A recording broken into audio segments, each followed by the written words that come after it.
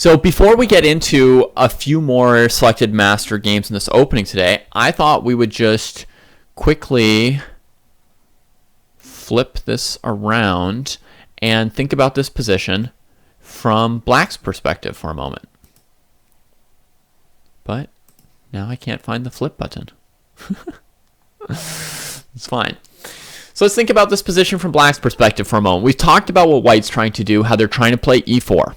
We've talked about the possibility of trading on f6 to give doubled pawns and also increase your chances of playing e4. We've talked about a plan for white of playing f3 followed by e4. We've talked about a plan for white of playing e4, sacking a pawn, and when black takes it, then playing f3. And either you get to then play fe4, or maybe then black plays ef3, knight f3, and you get a black Redeemer Gambit type position, which we've also studied. So we've looked at the Ruy Lopez type positions a little bit, we've looked at the Deemer type positions a little bit, and now we're looking deeper into the Queenside Ruy, which embraces these different options. And we also have talked about the idea for white of playing queen d2 or queen d3 and castling queenside quickly in this line, which gives him a rook on the d file, helping in the central fighting early on, and also often gives him opposite side castling, which can be helpful if the game gets like sharp or aggressive. That said, you guys have probably started to notice me prioritizing controlling the center before pawn storming in a lot of cases, and there's exceptions to that. There are times where there's nothing immediate in the center, and it's kind of stable. Any chance you get, you do want to throw the pawns forward for the opposite side castling pawn storm attacks. But you definitely want to control or stabilize the center rather than spending a bunch of tempi on kingside pawn moves and then your opponent takes over the center. So one move that we talked about being bad from black's perspective is h6, which actively makes bishop takes f6 pretty good for white. On the other hand, after looking at several Nakamura games, we felt that after like bishop f5 or c6, Kramnik was kind of playing these two moves, that just taking on f6 on your own without even a tempo from black from a6 was not very promising for white. So like in the Ruy Lopez, if black doesn't play a6, you won't really see white taking on c6 in many variations. You at least want your opponent to spend a tempo on a6. Whoa.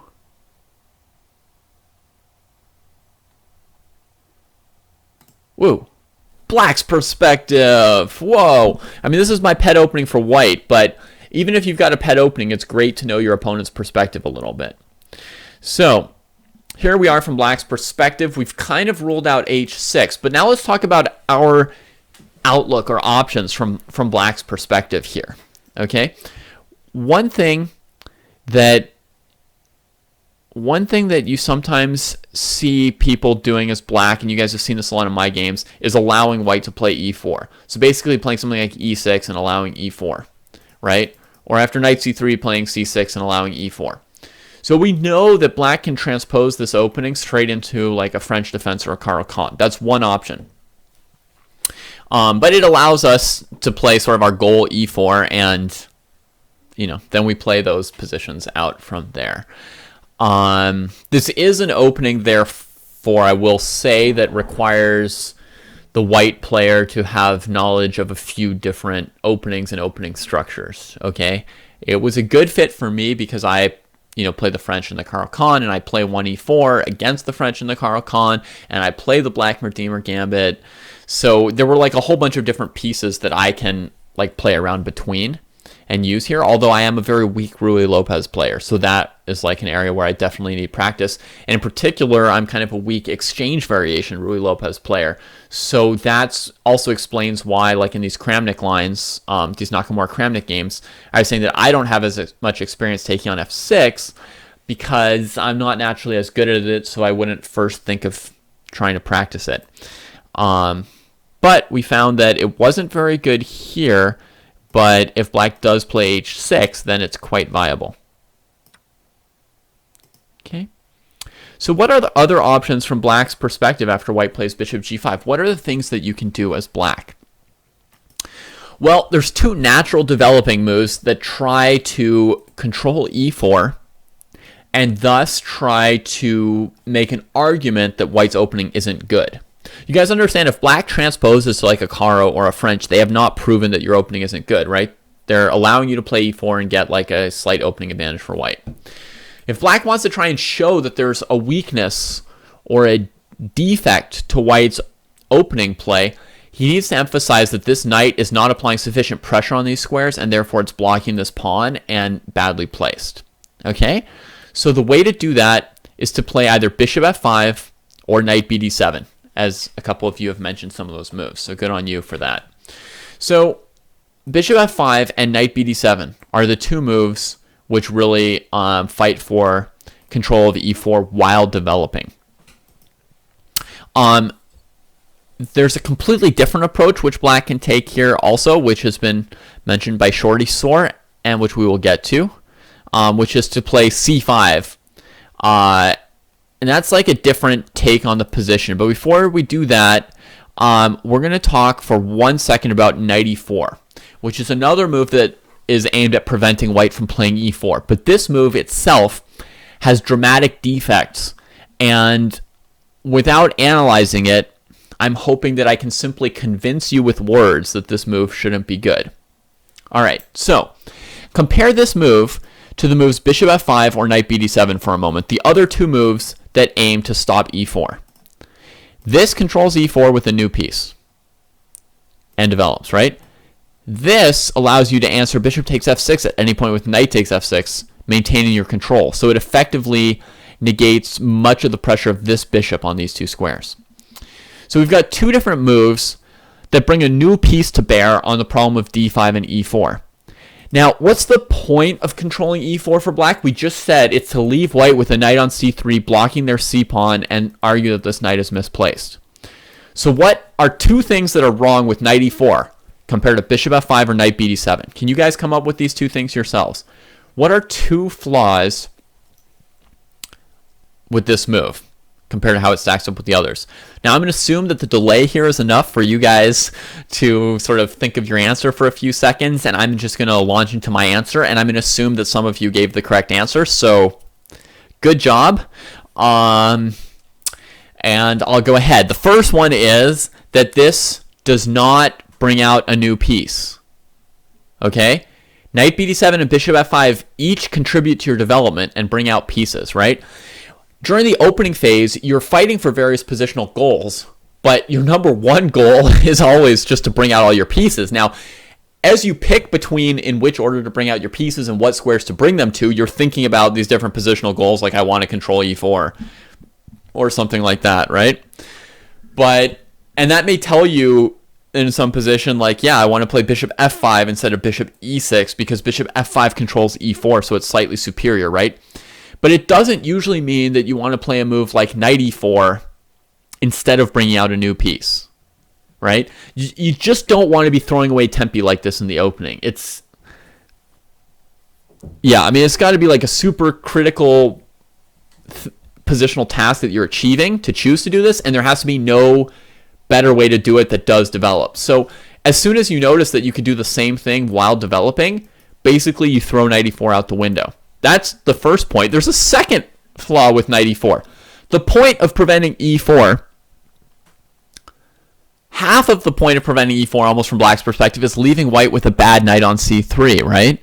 And saying like, hey, this piece development didn't pan out because you didn't get e4, you didn't get the pressure on d5 you wanted to, and now at some point you'll just have to move this knight, play c4, and move the knight back. Okay? But once you play knight e4, I don't have this bad knight anymore. So I just trade it, right? And if you look at this position, white's got a development and it's their move, which normally it wouldn't be. Black has still an annoyance here in terms of how to figure out what they're doing with this pawn and this bishop in the center. And black has a doubled pawn, and we don't have a bad knight on c3. So I'm not even going to show you how white gets an advantage against this. I'm just going to assume that you guys have been convinced at this point and you see that the move's bad, right? So it's losing a tempo development when you could do the same controlling with a new piece. And it's trading off the knight on c3, and the main point of bishop f5 or knight bd7 is to argue that the knight on c3 is badly placed. But there you've traded it off, so it's not badly placed. All right. So now, So now bishop f5 and knight bd7 are the two main moves that you'll see here. And they are both like unimpeachably good moves for black. They're so clean and beautiful that you can be pretty confident that they are playable moves. Today, we are not yet going to look at bishop f5, I don't think. We're going to start with some other moves, knight bd7 and c5, which has been mentioned. But one of the important ideas with knight bd7 is that by reinforcing this knight and controlling d5 this way, you may be able to quickly follow up with c5 as well. So that's one of the extra ideas of knight bd7 is it supports possible c5, it supports a recapture on f6 controlling these squares. And so knight bd7 lines can be associated with the idea of countering with c5 before white has played e4, let's say. And I mentioned briefly the other day that there's a struggle between who gets to play c5 or e4 first, which is very important. Okay, and we're going to talk about that a little bit more now. Let's say I respond to knight bd7 with f3. A very, very important question here becomes whether or not black can play c5 in response. Because let's say we play e6, e4. Now the move c5 becomes a little bit less good because when playing c5, we have to take into account that white could trade, and leave us with this pawn here being weak. You guys follow? And that is because white already had some pressure on e4. Now let me play another potential move order. I play c5. White takes, and I play e6, let's say. Now if white plays e4, black doesn't have to take this, this isolated pawn on d5. They have the option to take on e4. And in different variations, sometimes they'll have the option to play here. Sorry, let me give you an example that will show that better. Let's go e6. And then let's say white doesn't play e4 and plays queen d2. And we play c5, e4, cd4. Here, because black played c5 already, when white plays e4, black's able to do this operation here. I'm not saying that this is good or bad yet. I'm just showing you some of the themes. Bishop to c5. Queen d2, and now this option. I just wanted to let you know that this option exists.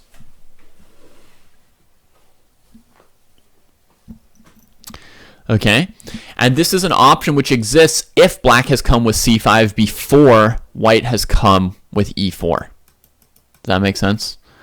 And they're able to do this and this, and white never has a move tactically where they're allowed to trade on d5.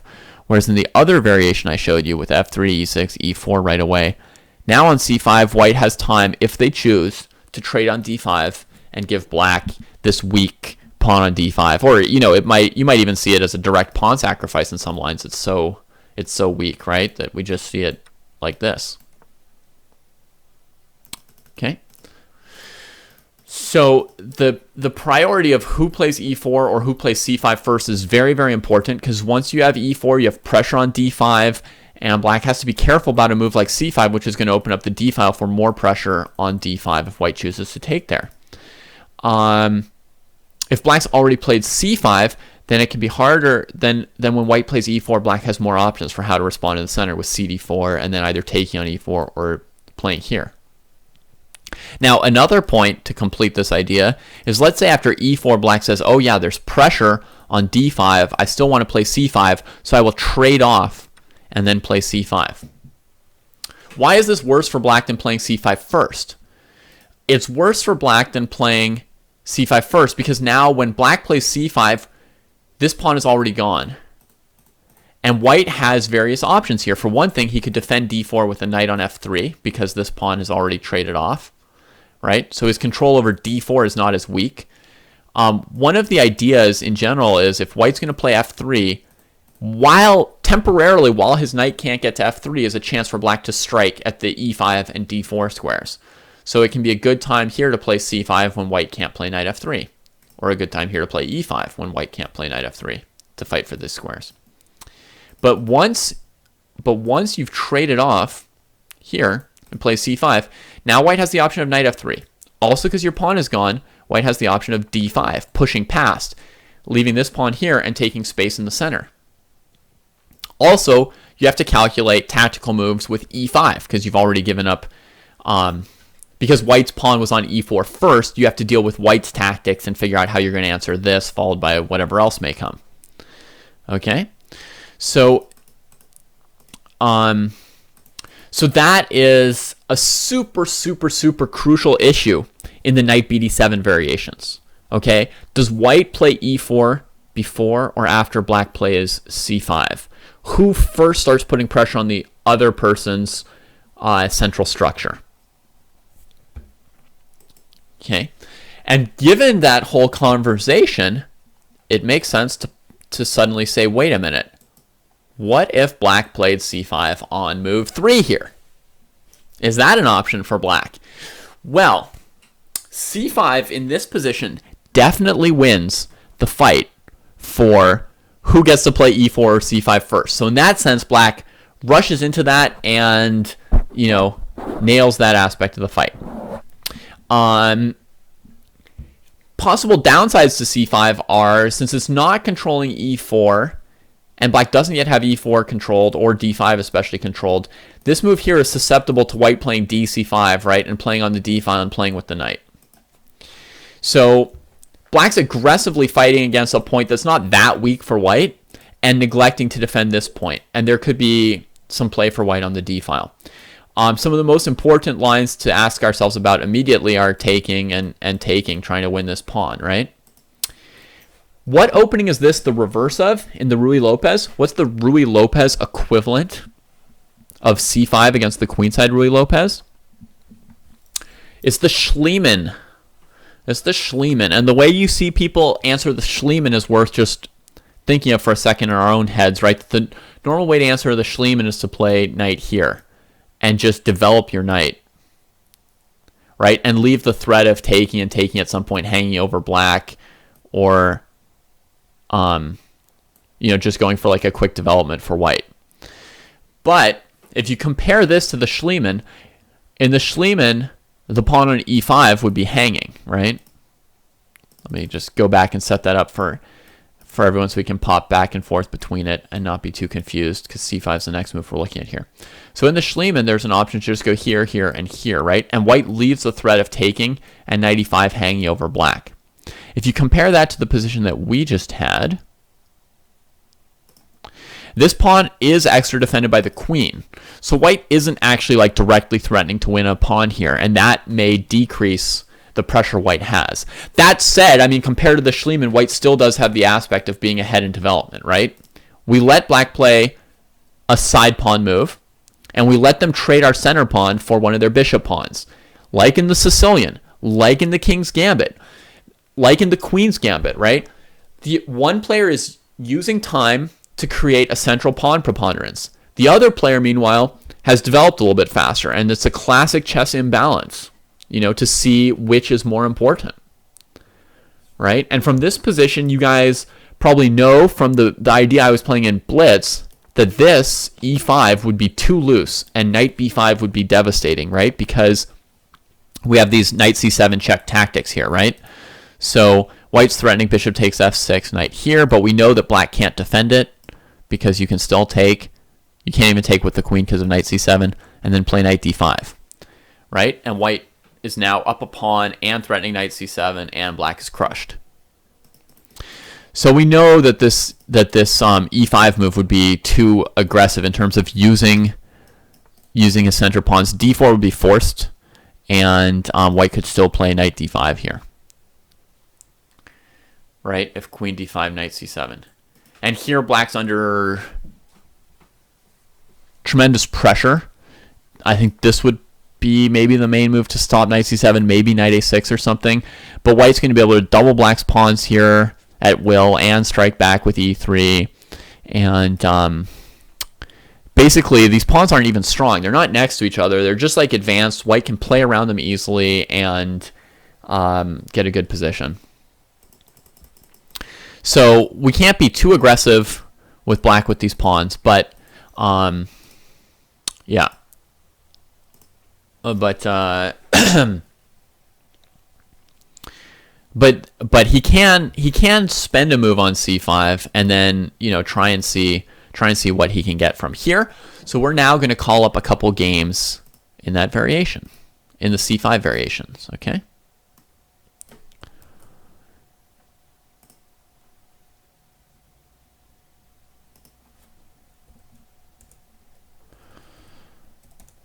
Just doing some quick copy pasting of things.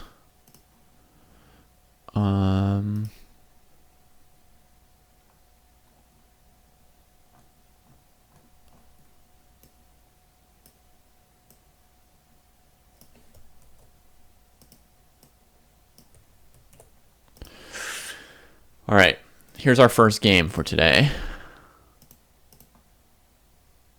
in this c5 line. Queen a5 is an intermediate move in those lines. Doesn't help black, by the way, in those tactical lines, because white just plays c3. And white wants to play c3 anyway. And you can't play queen takes b5 because of the same knight c7 check. Okay, so queen a5 doesn't help black at all. Queen a4, queen a5, whichever square you think it is. Queen a5 does not help black because you can't take either knight because of knight c7. And white wants to play c3 anyway because they want to now break up the center pawn on d4 with their lead in development. Okay, so here's our first game with c5, in response to which white trades on f6, weakening the d5 square. Now black can play either gf or ef. Do you guys know which one is correct?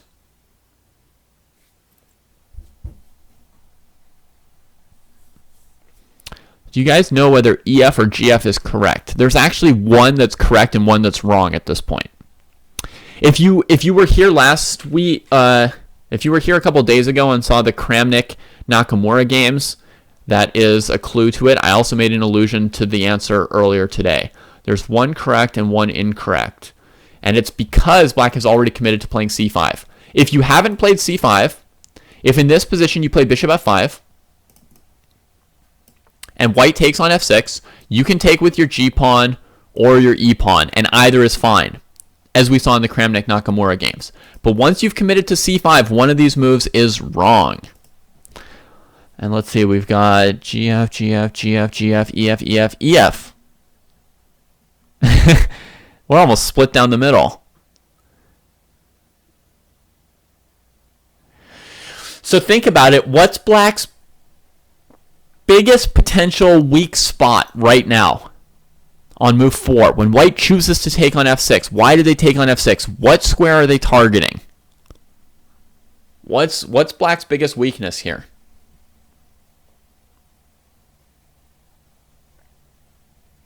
Because notice that white wasn't forced to take f6, right? White was not forced to take f6. No h6 tempo was spent. This is like a choice. So white is like, you know, helping you develop your bishop or something, trading off his bishop willingly. Why didn't white play knight f3 or e3 or something? Okay, so now some of you have figured it out. The weakest point for black is not the c5 pawn, it's the d5 pawn. That's what white is targeting with bishop f6. That's what it's with. Because, as we said, the downside to c5 is you're opening up white's play against d5, which white was already aiming at with knight c3 and bishop g5. So when white plays bishop takes f6, the idea is to go after your d5 pawn. That's what white's targeting. And if you play e takes f6, like in this game, then this pawn is weak. And you're going to see why when we play through this game. Okay? Now the Kramnik hint was because Kramnik had a game against Nakamura where after gf6 with his pawn on c7, he played e6 defending d5, and then he later played c5 attacking this pawn, and his center remained compact on f7, f6, e6, d5. So c5 is a good plan in the positions where you play gf6. Therefore, if you've already played c5, you better play gf6 to have your c5 move coordinate with your recapture correctly. Okay? And this game will show you that whether or not you think Anand showed you how to defend an IQP, there are good IQPs and there are bad IQPs. Anand and every other good player knows there are some IQPs you defend and some you don't want to defend. So, all right, so I'm going to show you this game to prove this to you. The first thing white does here, interestingly, is they start defending d4 a bunch. Now, you might think, oh, it's weak. Let's just go take on c5 and grab this pawn, right? But, number one, this lets black develop quickly. Number two, it lets them play d4. And now you're in some messy variations. So white decides after ef6, this pawn is going nowhere. It is permanently indefensible. Therefore, the first thing you want to do is prevent d4. Control this d4 square and blockade the d5 pawn. So e3, knight c6, knight g2. White does not want to ever be forced to take back with a pawn because that diminishes his ability to pressure d5. You can still pressure it with pieces. You could still have a good position. I'm not saying white has a bad position if they have to play ed. But the goal here is definitely to recapture on d4 with a piece, meaning if black had taken here, white's goal was definitely to take with the queen, not the e-pawn. Okay? And now there's this pressure here.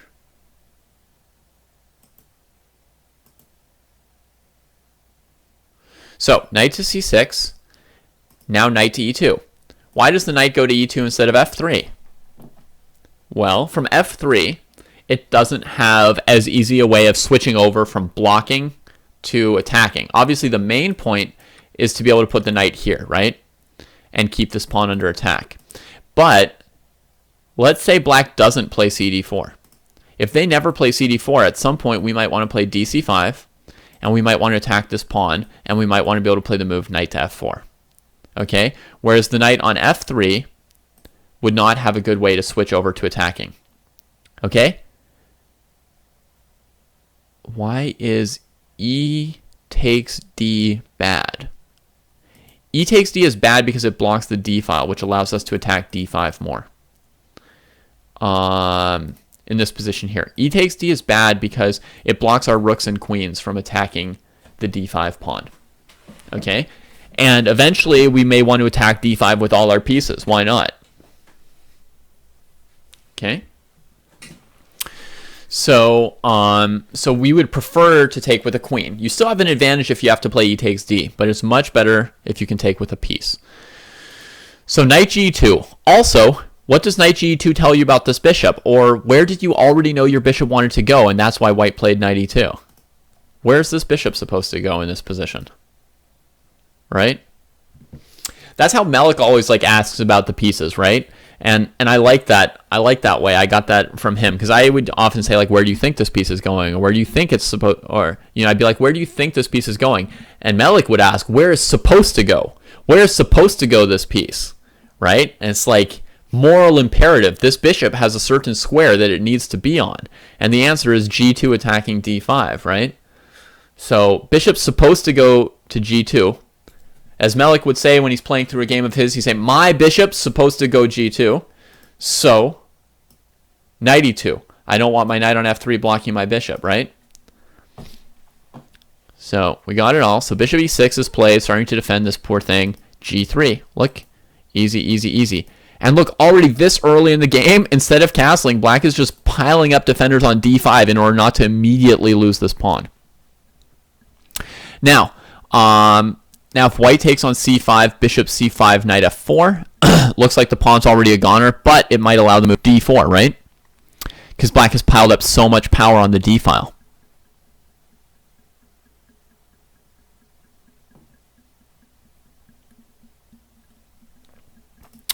So white needs to keep putting pressure here, but not trade on c5 at the wrong time and lose control over d4. So white has a huge advantage, but it's not like you can just win a pawn in the first 9 moves for nothing and then just roll from there. No, you really have to be careful about when and how you try to convert this one here. So white castles.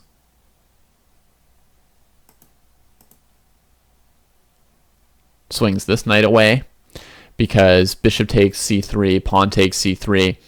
It's not great for black, but it gets rid of one of our pieces that can attack d5 and messes with our pawn structure. So comes here, and now look at these knights. Woo! Huge advantage for white.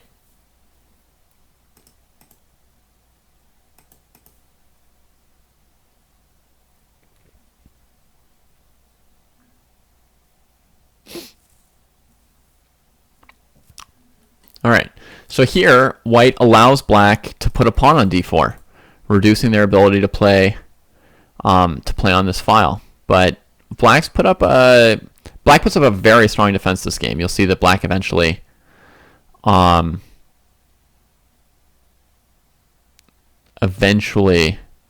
gets a painful draw. But under pressure all the time. Bishop h3 can't be considered because white can just take it. There's a knight on f4. So white's not allowing that. Now if bishop h3, you lose the pawn on d5.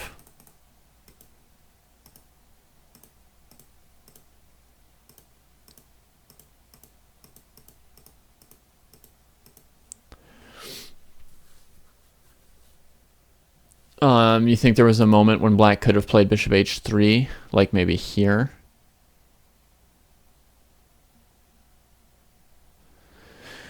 Yeah, there might have been a moment where it was possible. It doesn't change things very much. But it is possible on this particular move. Might have been when you were wondering about it. After this chases the knight off of d5, I think this might be the one moment where black can play bishop h3 without losing this pawn. So yeah, it looks like an option. Black could try this. Might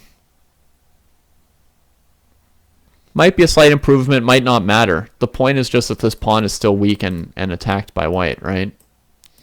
You still get something like this, this, this, this. Some position like this. Or maybe queen b3. I don't know, queen b3, queen h5, either way. Either way, black has this like weakness with absolutely no compensation. These pawns aren't very useful. This position is just bad. And that's what I wanted you guys to understand about this e takes f6 variation, is that black just spends the whole game struggling to defend the pawn on d5. So I'm just going to play through the rest of the moves for you just so you've seen the full game.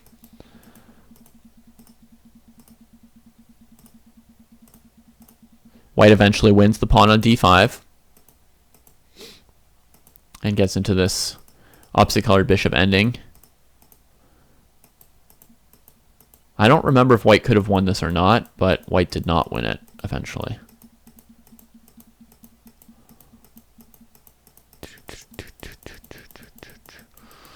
Now white's up 2 pawns, but black's blockade is pretty solid.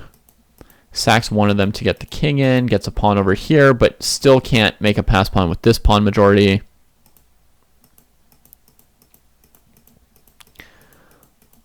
And there's another 40 moves. Do you guys really need to see them? I don't think so. Let's just stop. Let's just stop. Let's cut it off.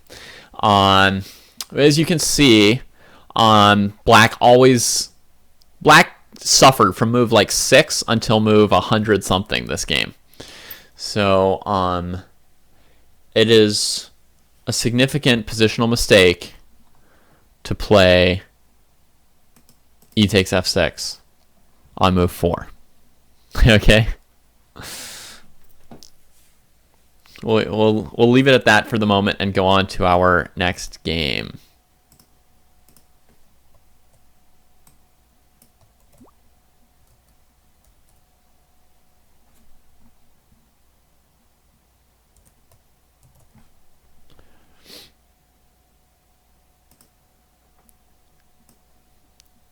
Our next game is going to show g takes f6.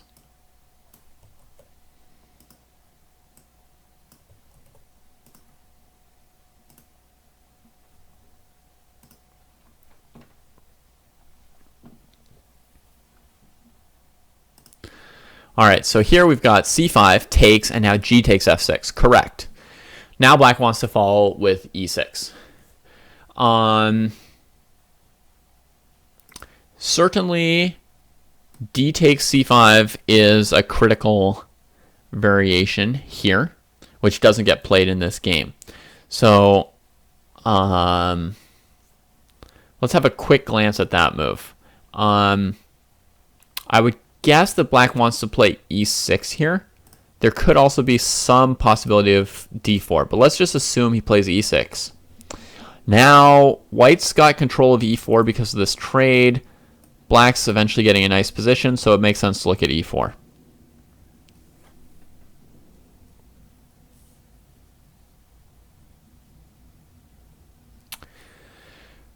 Now we can see that black doesn't have very many options. If they let white take on d5, they've got this horrible pawn that they're also losing and is weak. And if they take on e4, then after queen takes, king takes, knight e4, white keeps this extra pawn. They've got castles queenside coming. Black's got doubled pawns, weakness on d6. I'm not going to look too far at this. I'm pretty sure it's terrible. I'll take a super quick timeout to answer Prime Shoe's question about the previous game. He's asking, does it take 2200 plus skills to take advantage of a small positional mistake like that?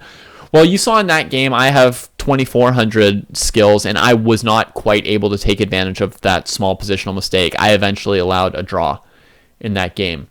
So if your opposition is really good, you may not be able to like convert a positional mistake into a win in the game. But in order to prove that white has an advantage, in order to put your pieces on the right squares and make black suffer, you don't need to be particularly good. You just need to know a few ideas and play logically. And you can see that I easily managed to do that part of the equation, right? To put black in an uncomfortable situation. And you could do that as well. Okay.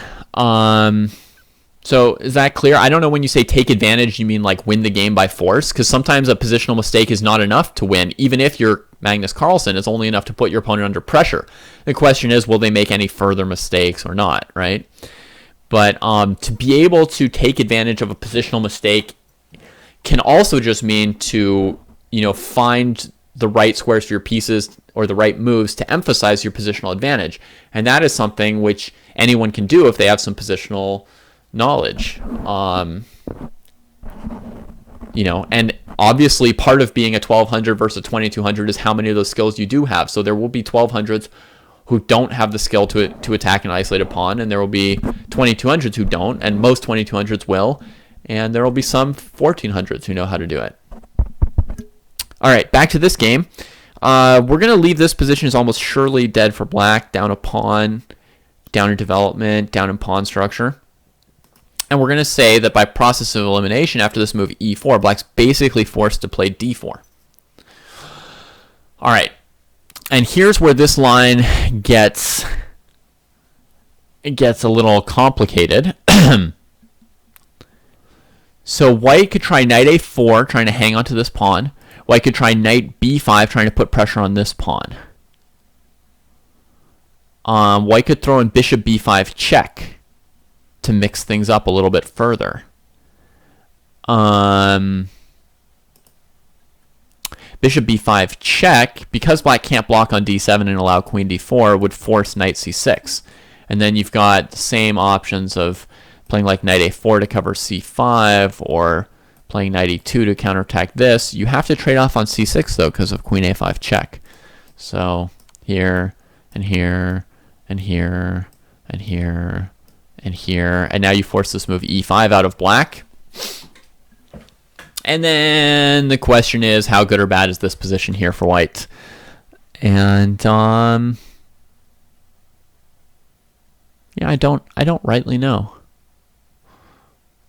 It looks very hard to evaluate.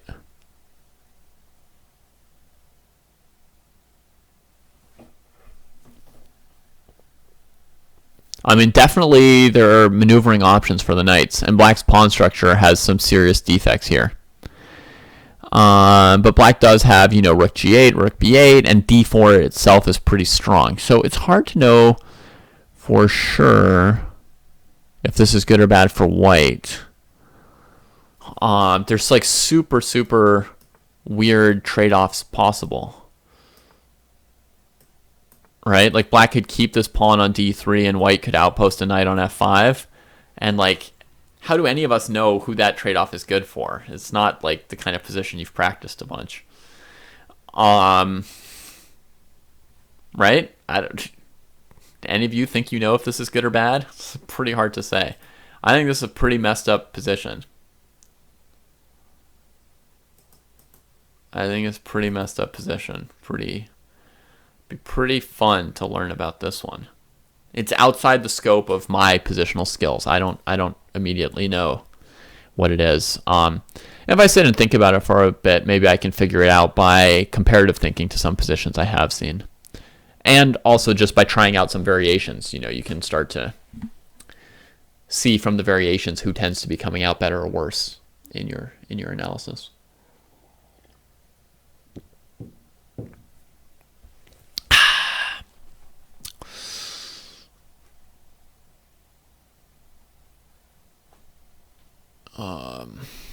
Well, Maddie's asking about if white plays knight h4, can black play d2, queen d2, queen d2, king d2, bishop f2 with an open position for the bishops.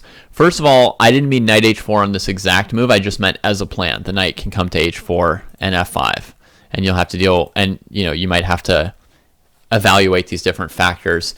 But secondarily, I think that's a really bad plan for black, because when you take on f2, you open the f file against f6 and f5. So you trade like your best pawn for like a mediocre pawn of white's, exposing your biggest weaknesses. So actually, I mean, not only would white probably castle before playing knight h4, but even if they played knight h4, this move would be pretty bad, I think, because of opening the f file. But it's a messy position. It's really hard to say. But yeah, I mean, I would expect that white would castle before starting to play knight h4 in this position. Just because, yeah, you also want to develop your pieces. They might also play a move like knight b3 first, just to get this knight back off of the back rank, make this bishop choose its direction. So I mean, it's just knight h4 to f5 is just an example of something that white would have in that double-edged position. So this d4 thing is super messed up. On knight a4, there's variations that go like here, here, here, here, here. In this position, black will be able to maintain this pawn. But they also have some major weaknesses in this area. And I'm not saying for sure white plays queen h6 right away. But at some point, there are some other weaknesses, even though black has maintained d4. So with that in mind, black's probably looking to play bishop d7 and castle queenside, and probably eventually sack one of these pawns if white attacks them, in favor of playing king b8, rook c8, and getting queenside counterplay because of the strength and the space offered by the pawn on d4. Actually, I mean, if white plays knight f3, you'll be forced to play e5, so you can put your bishop on e6 instead of d7. Presumably. But yeah, it's a messy fight though that comes out of this line. I think very much open to investigation. Okay, so that line was not played in this game, but I think we can see that it's an interesting line as well for white to try. Okay, so in the game, white just plays straight up e4. More, I don't know, more violently taking the fight to black there. Other move that would have been perfectly interesting would be knight f3. You've inflicted this doubled pawn. Now you're trying to put your knight on d4 if black takes, and you still want to play either e4 or like attack d5. And again, here there will be another set of variations that would be, I would expect e6, e4 might be like the main line out of here. And you have to ask yourself whether this one is good or bad, I guess. Okay, so that's another line to investigate with seemingly reasonable play by both players. In this game, white plays the quick e4, and black tries to get super clever with e5. Obviously, black's not in a great position to just play e6, because then white takes on d5, and you've got this structure here is garbage, right? So this is not what black would want to do. I read some of what you write.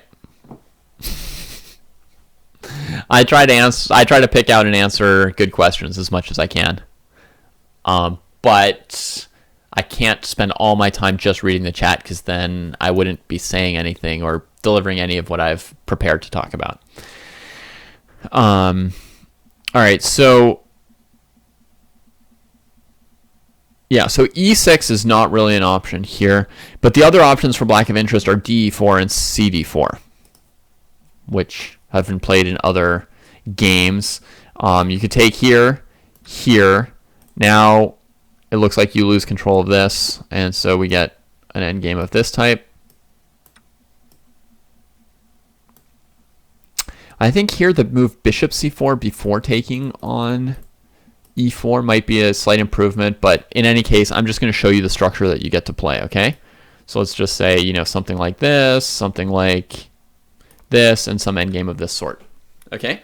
So you can play this kind of an endgame for white, and I think an important element of it is the black king being a little bit awkward at the beginning, costing black a little bit. He's got some slight structural weaknesses, and he's got the bishop pair as an asset. But the most common move here is probably to play d5 e4. It says it gives black chances to eventually get a pawn zipper with f7 e6 f5 e4. Yeah, the zipper. Yeah, that is correct. It depends on whether or not white takes on e4, whether or not you can get your zipper. He could eliminate your zipper immediately, I guess. Also, there's bishop b5 check, which may have some effect on whether or not you're able to achieve your zipper. If you achieve your zipper, yeah, that would be fine. But let's see, what are some options? I guess white could take on c5, and then you could get your zipper in this variation, right? So that might be an example of something that you wanted.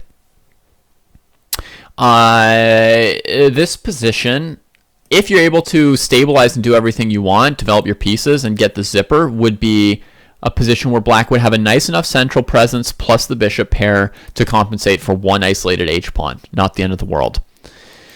But white has two pieces out, you have 0, and it's white's move. So there's definitely things that can happen here to black, right? If knight a6, bishop a6, I think knight d5 already wins immediately right here, doesn't it? So things are not that simple.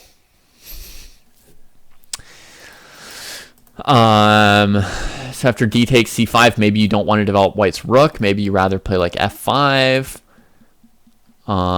White will still develop his rook for himself if you refuse, right? And now at least you don't want to go here and allow knight d5, knight c7, so now you block with like your bishop or your knight. But again, there's some awkwardness of black's pieces, and white can try and achieve something in the meantime here. I guess if bishop c4, you just play e6 like you want to. So maybe a big question here is the move f3. Maybe that would be how white would try to attack this structure right away, try and break it up before you're able to set up with your pieces. You know, and look to play knight e5, basically.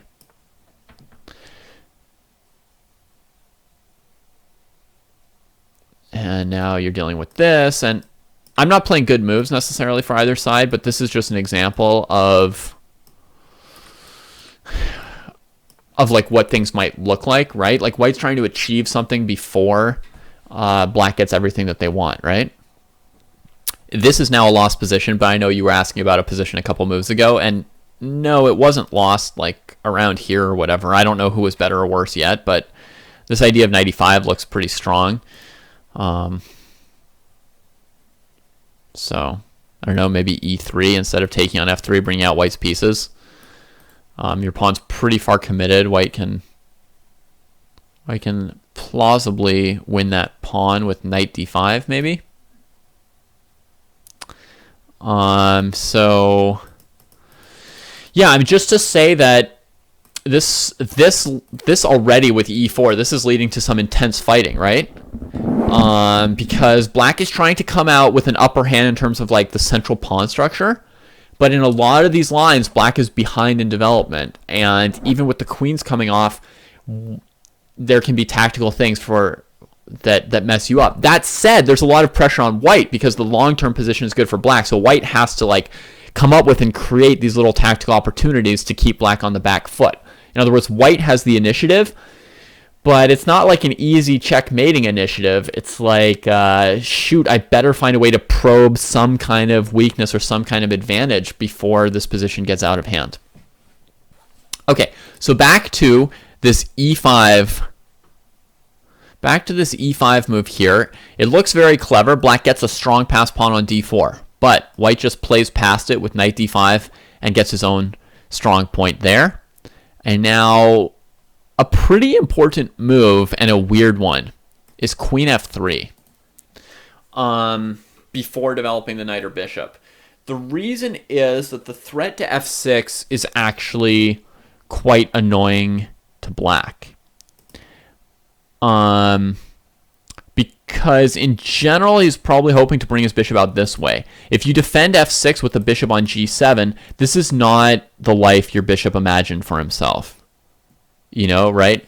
It's like he went to Hollywood to become a movie star, and 30 years later, he's got a sad story. This is not the way he thought his life was supposed to be. So that's like a concession there. If knight to d7, white can play bishop to b5, forcing black to still deal with this f6 issue, right? Notice that queen a5, a move you guys have asked about before, doesn't work. c3, which I want to play anyway to fight against d4, and you can't take. And I'm happy to have played c3. Okay, and f6 is still a problem.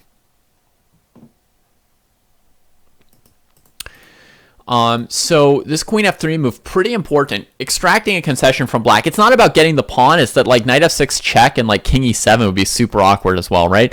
So black has to play like bishop e7 maybe in this position, or bishop g7, but he opted to just keep playing aggressively, and he plays f5. So this move sacrifices a pawn, but it fits all the requirements of the position. So I don't see this move as like desperation, even though I don't think black got a good position with it, but it looks like an appropriate move because he's getting rid of like one of his doubled pawns that was a weakness for white to go after. For white to take it, white has to weaken the outpost, so there goes what white had, right? And it blocks off the queen from attacking these weaknesses further. He's still got a good center, and he's still got his pieces. So f5 makes sense. White just takes it, like, okay, here, here. And it turns out that this pawn on f5 prevents bishop e6. So even with like almost nothing supporting this knight, just that strange early queen development, white's actually able to maintain the knight on d5, and that remains kind of like a dominant strategic factor in this game. I just sack the c3 pawn like in a winnower. Someone's asking if he can't just like treat this pawn like he would the c3 pawn in the winnower. This is very much like a flipped winnower. Very good. I'm glad all of you guys are getting such flexible brains. This is really good for you. This looks like a flipped winnower, absolutely. You would just need a pawn here and here, right? And then you'd have a flipped winnower, and you'd have like an immediate attack on the pawn rather than the slower like f4, rook f1, queen c7, and attacking it. So can you treat it like a pawn in the winnower and just sack it? In theory, you could. And I mean, he does sack it with like f5, like whatever, have this pawn. What you don't really want is like normal developing move, check, king on e7. This king is just in the way of all the things you want to do. That's the only problem, really. Okay? He's just blocking up your stuff. And from here, it's hard to get organized. Okay, so here, bishop d3, knight b4. So black wants white to take, and then bishop b4, and then white can't castle. So that'll be another messed up element for white. And otherwise, he's found the one way to challenge this knight, right? That's the other thing he's going after. He doesn't have bishop e6 anymore, and he doesn't have knight e7, right, guys? Like, how are you supposed to challenge this piece? Well, how about knight e7? Do you guys see what's wrong with that?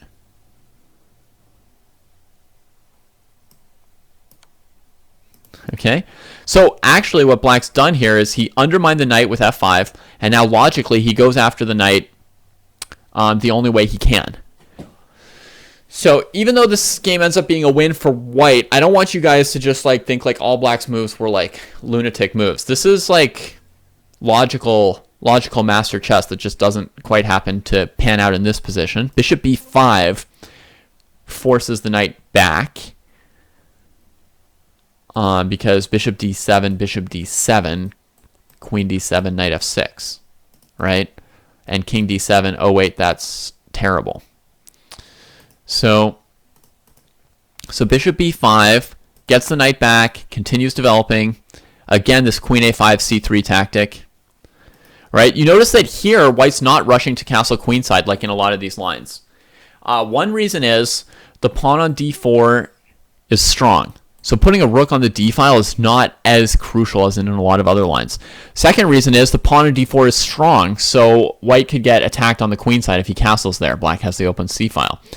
Finally, white has an extra pawn and strength on the king side. That's the area you might expect white to put pieces. So maybe put the king where your pieces are going to be so he'll be safe.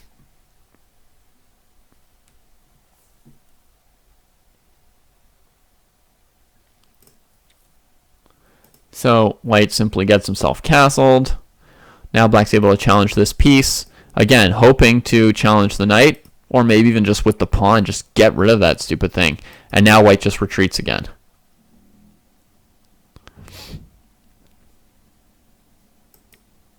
And black basically is now, this knight is keeping him from playing something like queen a5 because knight f6 and he can't castle. Black's basically struggling to deal with the king issue here. And white can eventually play a move like rook to e1 and ask black some questions on this file, as you'll see in the game. So rook c8, rook e1. Now at some point, white could play knight d4, rook takes e5 check. Right? That becomes plausible.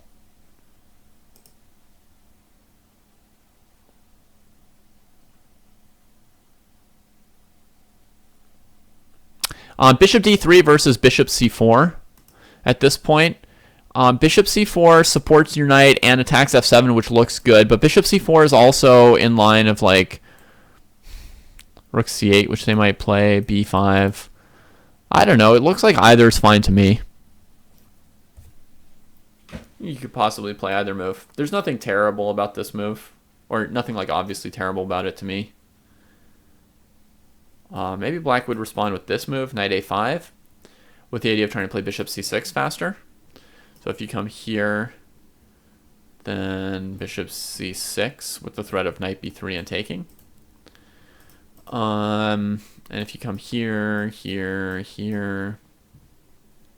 Now this knight doesn't want to get stranded here, so we better be able to play knight c4 or we're losing. We need to get this knight back in the game.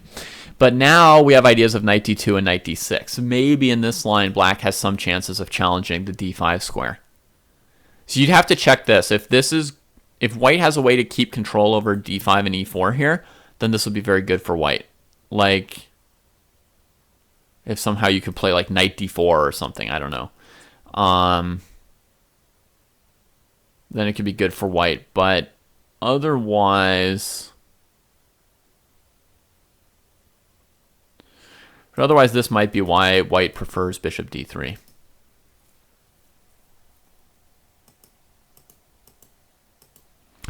All right, so white eventually puts the rook on this file too. Should we see why white doesn't play knight d4 yet? Knight d4, rook e5, and king d8. That's why the queen moved. Okay, clear? So now we can see also why white's playing rook a d1. He's probably preparing to move this bishop in some case and then play knight d4 and have his rook on that as well. Rook g8. All right, so much for knight to d4. The knight was decided to go over here and deal with g2 and f5 counterplay for black. Now this king can never castle and white's up a pawn, so white can afford to play this position quite carefully right now. Black does not have any real long-term counterplay or defense here. white will eventually be able to play c3 to break up this stuff here. And even if it's anti-positional for some reason, even if white gets like a, you know, even if white plays like c3, pawn takes, which seems anti-positional for this pawn, the power of the rook on the d file will make up for it. So king d8, c3.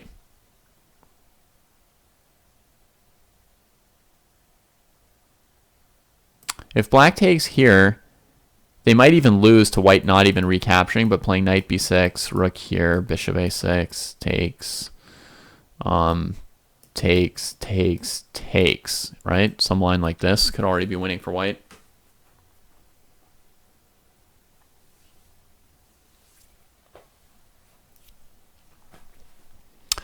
So c3 is played, and looks like black just tries to bail with a queen trade.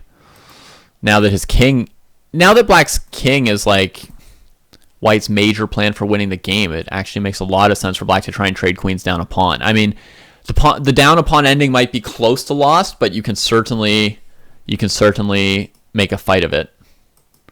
So now they're fighting over this d5 square. There's definitely tactics here if black takes on c3, knight b6, right? Let's see, here, here, here, here, here.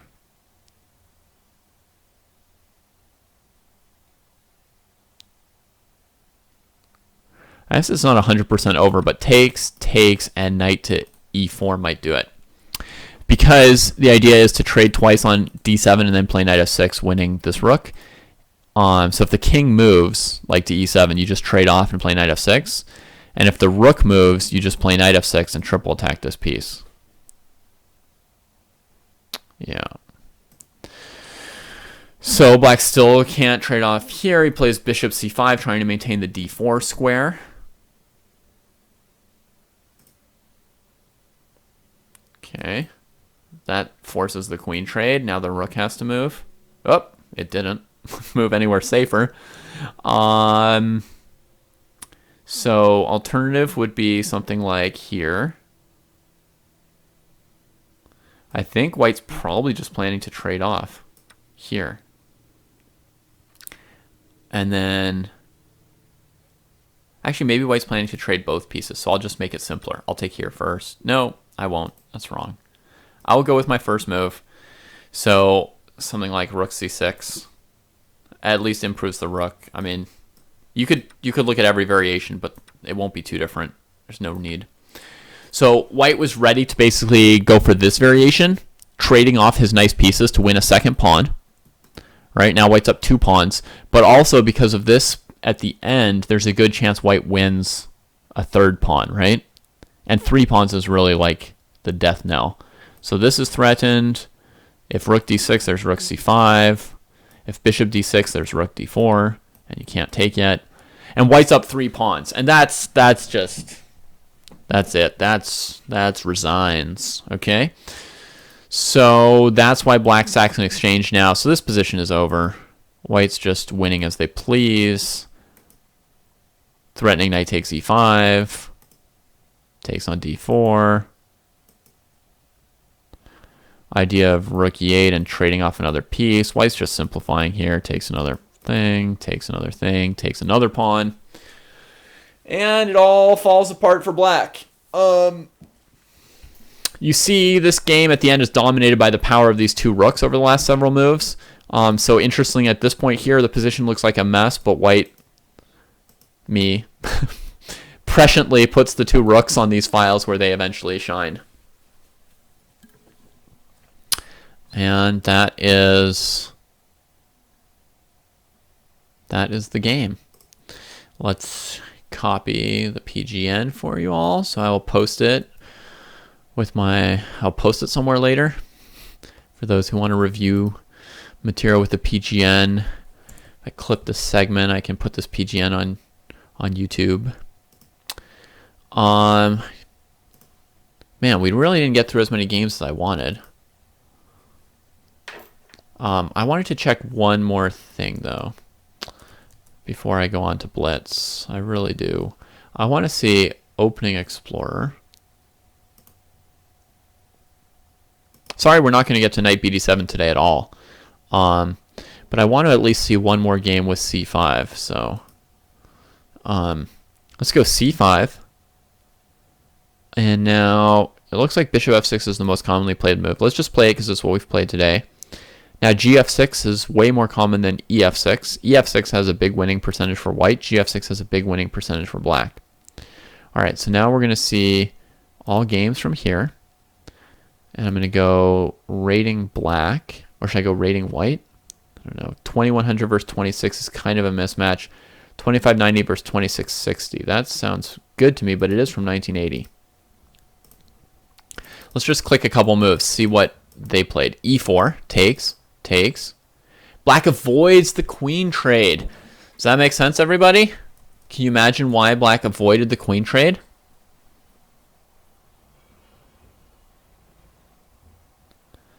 Because this queen is the one piece that's stopping knight c7. So actually these queen trades that were happening were helping white to have this knight d5 or knight b5 kind of threat. So now black's avoiding it, and this move avoids knight takes e4.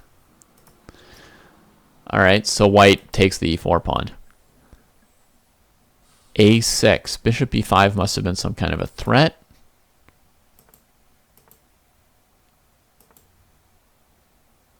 I don't see why black isn't playing e6. What's wrong with e6? Beats me. This game is interesting. If we had more time for it, we would study it further, but got to keep with the schedule a little bit and get on to like blitz. So I'm just clicking through one strong Grandmaster game to get a sense of what they did. So far, white has maintained an extra pawn.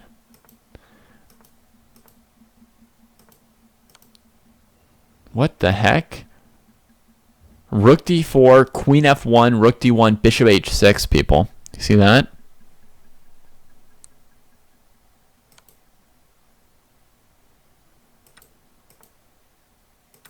Black got their pawn back. Yahoo! Looks like black is slightly better now. Now that everything worked out for them. Yeah, black is slightly better here. Or even noticeably better.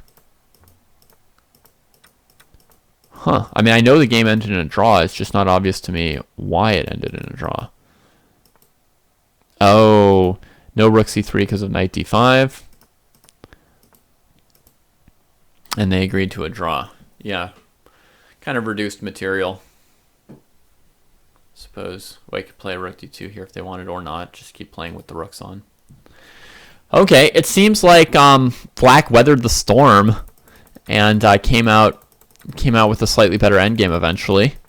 But they were certainly under pressure for a while. So that's a cool game. We'll look at some more of those. I guess I went too slow today. Sorry. But we will definitely be looking at more games later. We'll at least do one day on knight bd7 games and one day on bishop f5 games. All right. Yeah, if e6, knight e4 would give a possible post on d6, in answer to this question I was asking from a long ways back. Sorry about the lag slowing down the stream. In general, e6 would allow knight e4 d6, but the thing is after e6 here, it attacks the queen. I was thinking white would have to play queen e4, and then the queen's blocking knight e4 to d6. So maybe black's concerned about e6, queen to h5. And then no, because then bishop c5 threatens bishop e3 check. I think e6 looks playable, so I don't know what's wrong with it. Anyway, this was an interesting game worthy of more study. But now we must move on